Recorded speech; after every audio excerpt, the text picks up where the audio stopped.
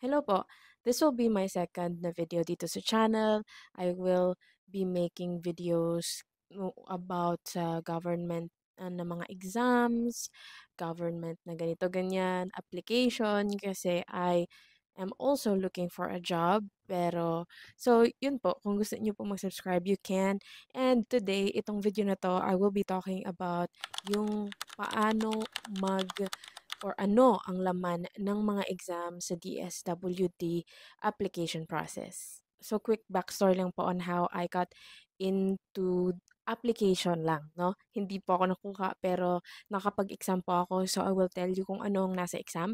I saw a job opening of a social marketing officer 3 sa DSWD kaya nag-apply ako.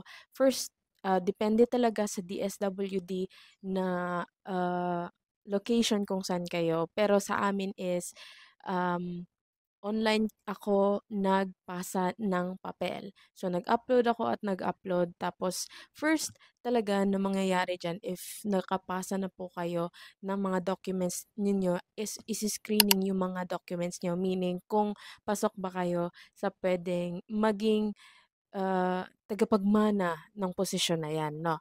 After nyan, kung qualified po kayo, dun na yung exam mangyayari. So, I wrote yung mga anong nangyari sa exam at ano ang lalabas sa exam para makapag-share naman ako. Para kung ikaw po pupunta ka sa DSWD to take your exam, then you'll have this knowledge already. Kasi mag-share ako kasi why not? So, i-emailan po kayo kung qualified po kayo sa exam at yung email basically means is included kung paano kayo mag-detect ng exam. Sa exam namin, kailangan may dalawang devices kayo.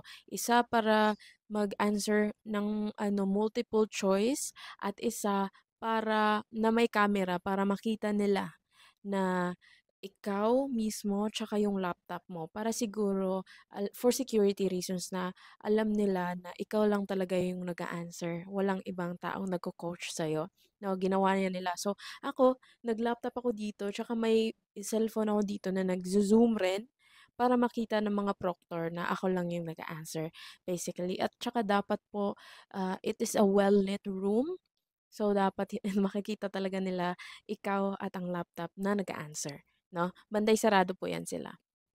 Now, yung initial qualifying exam is 1 hour and 30 minutes-ish.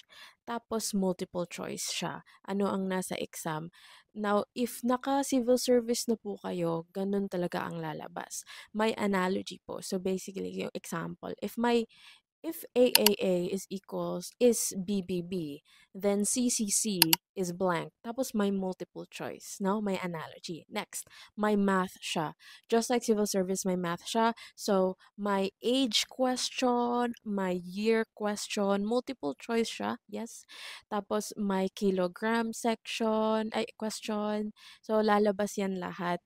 And uh, kasi by ano siya, by page. So, tig 3 minutes or tig 2 minutes yung page niya. So, kahit na hindi ka pa tapos, magne-next siya. No? Kasi may timer talaga tayo. Parang ginawa talaga nila yung test na ganito. Kahit na 1 hour and 30 minutes, may countdown pa rin sa each section of the page that you are in. No? Kaya, time is the key and also you have to be right. Kasi walang like gamit if of course, correct yung answer nyo pero nawawala na kayo ng oras. So, sa English naman, sa English part, may English po. Yung grammar talaga is important. Wait, balik tayo sa math. They will allow you to have a ball pen and tsaka scratch paper. And makikita yan nila when you are doing, hindi po pwede, calculator. Hindi po pwede calculator sa computer. Diyan lang talaga sa papel at ball pen mo at makikita yan nila. Next is yung English.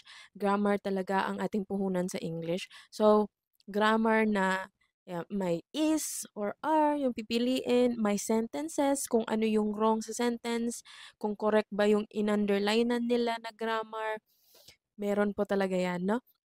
Tapos ito yung parang mahirap slide kasi may paragraphs po. Paragraphs meaning na you will have to read the whole paragraph, tsaka ano yung subject, ano yung pinag-aawayan ng mga tao sa paragraph, tsaka they will test you on how the grammar is on the paragraph, titingnan nyo kung correct ba siya or hindi. Yun po ang ang nandyan sa English. No? Tsaka ang ano pa dyan is it's going to be timed.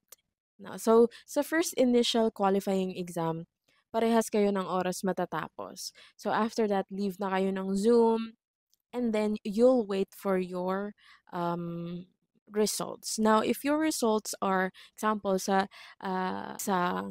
in-applyan ko is 60 or 70%, eh di mapapasok kayo.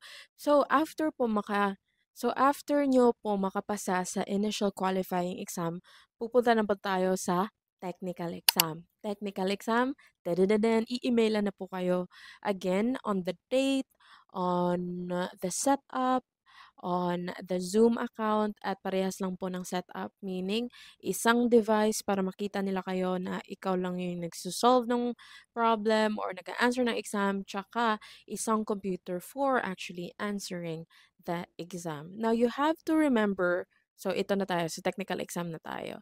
You have to remember ano yung posisyon na in-applyan mo.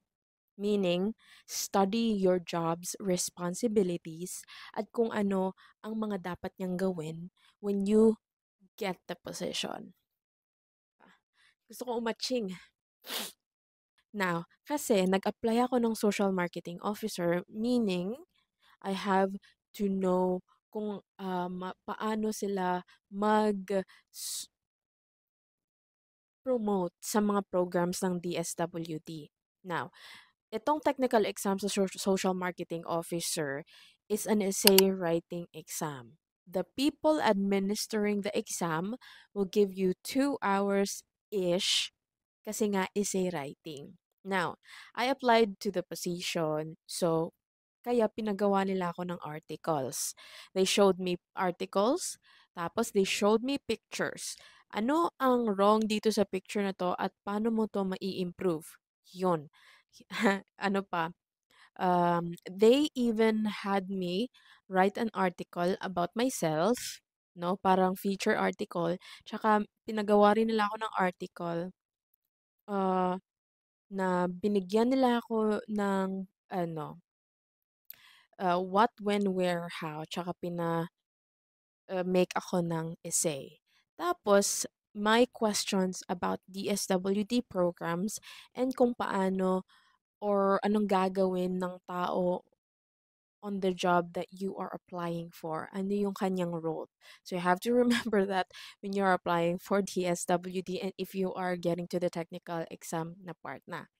So, after 2 hours, they will have your answers at you after 2 hours and passing passing, like nagpass ka na ng exam mo, they will assess your answers if you passed again.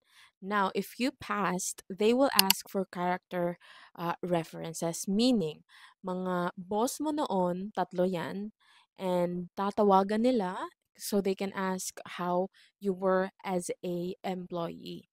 So, character reference, boss mo sa isang department, HR mo ba, basta supervisor mo.